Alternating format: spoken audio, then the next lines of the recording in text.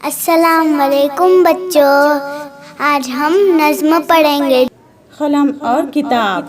कलम और किताब। एक दिन एक प्यारा सा बच्चा, एक दिन एक प्यारा सा बच्चा लेके खिलौने खेल रहा था। लेके खिलौने खेल रहा था। एक खिलौना चाबी वाला, एक खिलौना चाबी वाला चाबी भरते ही यूं बोला, चाबी भरते ही यूं बोला, मुझसे प्यार बहुत है तुमको, मुझसे प्यार बहुत है तुमको।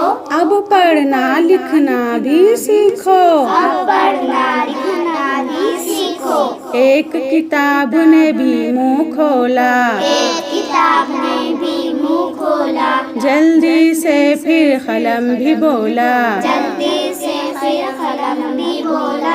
रंग बिरंगी दुनिया अपनी रंग बिरंगी दुनिया अपनी करके देखो सैर तुम इसकी, करके देखो सैर तुम इसकी। चाहे घोड़ा हो या हाथी, चाहे घोड़ा हो या हाथी, हमसे अच्छा कौन है साथी। हमसे अच्छा कौन है साथी। हमसे रूठ गया जो बच्चा, हमसे रूठ गया जो बच्चा, उसको पड़ता है पछताना।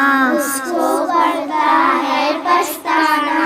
बच्चा था वो सचमुच अच्छा, बच्चा था वो सचमुच अच्छा।